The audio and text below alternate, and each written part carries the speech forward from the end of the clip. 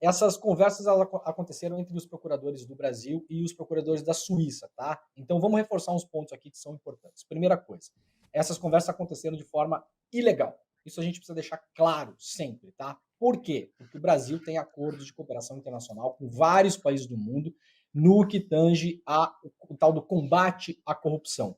E essas conversas precisam ser registradas, de modo, inclusive, que nós, como sociedade civil, depois possamos recorrer a elas, né? Por exemplo, o CNJ e o CNMP agora estão fazendo investigações dentro da Lava Jato, na 13ª Vara, no TRF4 e contra os próprios procuradores lá em Curitiba.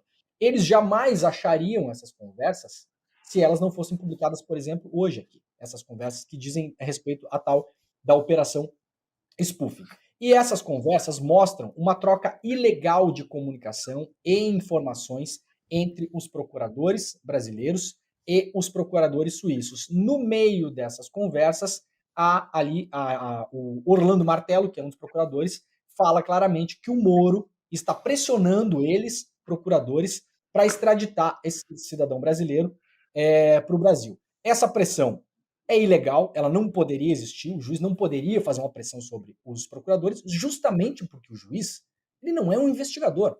O juiz é o mesmo que, eventualmente, depois julgaria esse cidadão extraditado. Então, o juiz não poderia lá falar para os procuradores, olha só, estou pressionando, a gente tem que trazer esse cara para o Brasil. Né? E os procuradores conversando entre eles ali, vão tentando fazer todo um malabarismo para tentar entender se eles levam esse cidadão para o Brasil, se eles mantêm esse cidadão na Suíça. O procurador Orlando Martello é um dos que mais conversa ali, o procurador Deltan também aparece nas mensagens, e o procurador suíço, o Stefan Lentz, que é um cara, para além de tudo, bastante conversador ali, né, Jamil, nas conversas, ele é um cara que vai puxando informações dos brasileiros. E por que isso é importante? Como essa troca é feita de modo ilegal, Edu, né, ali pelo Telegram, ele vai puxando informações dos brasileiros para usar essas informações no caso dele na Suíça.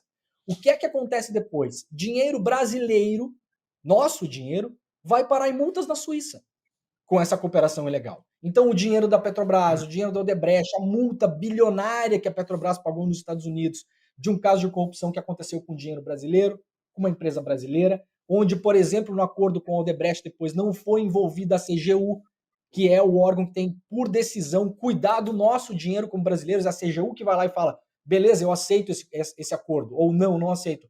Vejam só, a Lava Jato não incluiu a CGU nessas conversas. Nem nessas, nem no acordo de delação com a Odebrecht depois. E aí, uma parte gigantesca de dinheiro brasileiro que foi produzido aqui, porque esse dinheiro é um dinheiro público, ele vai parar em multas na Suíça e nos Estados Unidos. Então, essas conversas todas revelam como isso tudo aconteceu. A gente tem todos os diálogos também publicados aí no UOL e na minha newsletter. As pessoas vão poder se aprofundar mais sobre isso depois. E aí, só para fechar o raciocínio, eu acho importante a gente deixar claro uma coisa. Quando a gente fala da Odebrecht e fala de um esquema de corrupção, a gente mostra um esquema de corrupção que aconteceu de fato e que acontecia, segundo o próprio Emílio Odebrecht, desde antes da ditadura militar. Né? Então a gente não está falando de nada absolutamente novo. Esses esquemas com as construtoras, segundo o próprio dono da construtora, acontecia desde antes da ditadura militar brasileira. Sabe o que acontece, meu camarada Chico, quando os procuradores fazem esse tipo de diálogo pelo Telegram, de modo ilegal? Eles dão subsídios para que os corruptos se livrem da cadeia, porque os corruptos vão usar toda essa troca ilegal de informações para derrubar os processos. Então, o grande esquema de corrupção, anticorrupção no Brasil, na verdade, no fim das contas, ele favoreceu duas coisas, como mostram esses diálogos, sob pressão do Moro e conversa dos procuradores. Levar dinheiro brasileiro para o exterior, que foi basicamente o que aconteceu, dinheiro para os Estados Unidos e para a Suíça, nesses dois casos, a gente vai publicar ainda mais histórias em relação a isso, e enfraquecer o combate à corrupção, porque você consegue derrubar os processos quando os réus se dão conta que esse tipo de negociação aconteceu por debaixo dos panos, e obviamente arrebentaram nossas empresas no meio do caminho, né? Porque nenhuma delas aí é a empresa que era 6, 7 anos atrás. Qual que é o problema disso tudo? Repetindo, né, gente? Isso tudo envolveu depois uma grande negociação bilionária. E ninguém estava sabendo disso. Esse negócio estava sendo tocado por um grupo de pessoas formal, no Zap, para dizer assim.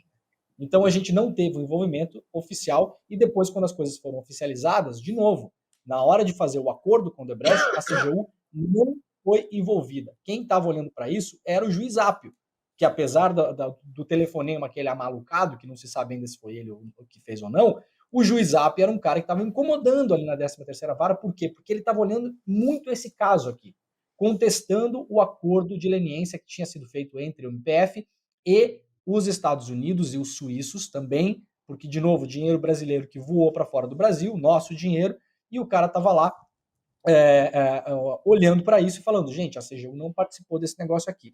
Quem é que é a CGU? A CGU, Controladoria Geral da União, que é a entidade obrigada por lei a participar desse tipo de negociação, desse tipo de conversa. Vamos trazer o cara para cá, não vamos trazer o cara para lá, vamos fazer um acordo, vai ter uma leniência, não vai ter uma leniência, quanto que é a multa, como que ela vai ser paga, para onde ela vai ser destinada, quantos por cento fica com quem, lembrando que parte das multas que foram pagas pelas empresas brasileiras nos Estados Unidos ficaram com o Departamento de Estado, por exemplo, dos Estados Unidos, ficaram na Suíça, foram para os contribuintes americanos, dinheiro brasileiro. E tudo isso acontecendo por debaixo dos panos, ninguém sabia dessas conversas, dessas negociações.